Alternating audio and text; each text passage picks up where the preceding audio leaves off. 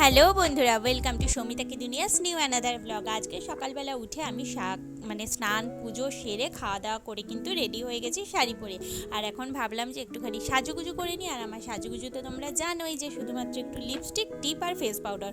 তাও এই বিশ্বাস করো গরমের মধ্যে ফেস পাউডার দিয়েও কিছু লাভ হচ্ছে না, তাই আমি দেওয়া বন্ধই করে দিয়েছি। আরও যেন ঘেমে ঘেমে কেমন যেন হয়ে যায় মুখটা, তাই আর দেই না। তারপর যথারীতি এখন বরের সঙ্গে বেরিয়ে পড়েছি স্টেশনে যাব বলে। আর আজকে একটু হাতে টাইম ছিল, মানে ট্রেনটা ঠিকঠাকভাবে এসেছে, বেশি দৌড়ে ট্রেন ধরতে হয়নি। তো আমি এই যে দেখো ওভারব্রিজে এসে ওয়েট করছি। ট্রেনে আজকে ভিড় থাকার জন্য সেই ভিডিও আর তোমাদের সঙ্গে শেয়ার করা হয়নি। আর এদিকে কিন্তু আমি চলে এসেছি অলরেডি, আর এখন আমি স্কুলে যাচ্ছি।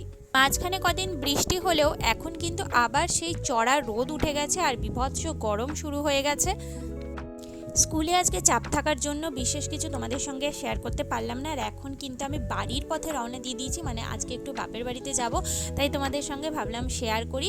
আর এইদিকে দেখো এখনও কত রোদ, বিকেল হয়ে গেছে কে বলবে। তো এই যে আমার অবস্থা দেখো, পুরো বিধ্বস্ত হয়ে গেছি গরমের চোটে। তারপরে ওখানে গিয়ে একটুখানি ফ্রেশ হয়ে তারপরে আমি কিন্তু বাড়ি ফিরবো বলে রেডি হয়ে গেছি, মানে এখানে আসবো। তো ফাইনালি এখন আমি রাস্তা দিয়ে যাচ্ছি। আর আজকে সত্যি মানে এত গরম আর বলার উপায় নেই, মানে তোমাদের আর কি বলবো, সবাই জানো। তারপরে দেখো আমি এদিকে হাওড়ায় চলে এসেছি, আর এদিকে ট্রেন চলে এসেছে। আজকে সমস্ত ট্রেন কিন্তু মোটামুটি টাইমে, সকালেও খুব একটা লেট করেনি। আর সন্ধ্যের যে ট্রেনগুলো এগুলো কিন্তু একদম পারফেক্ট টাইমে।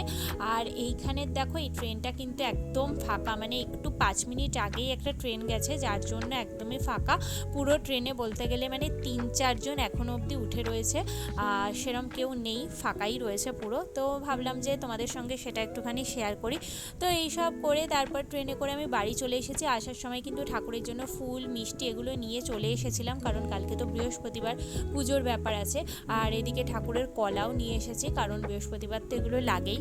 আর এখন কিন্তু আমি এগুলো একটুখানি গুছিয়ে রেখে দেবো, মানে আমি প্রত্যেক বুধবারই ঠাকুরের জন্য যা যা লাগবে সেগুলো গুছিয়ে রেখে দিই। এদিকে বেলপাতাগুলো সুন্দর করে আলাদা করে রাখি, আর দুব্বগুলোও কিন্তু আলাদা করে গুছিয়ে রাখি, কারণ যাতে সকালবেলা মানে বিশেষ কিছু হুড়োহুড়ি না হয়। তো দেখো আজকে দুব্বগুলো দিয়েছে এত বড় বড়, জানি না কি হবে। তো যাই হোক, ফ্রেশ হয়ে নিয়ে তারপরে এখন খেতে বসে গেছি। আজকে হচ্ছে মানে এগুলো সন্ধ্যের খাবার, ডিমের চপ আর ভেজিটেবিল চপ, তার সঙ্গে স্যালাড।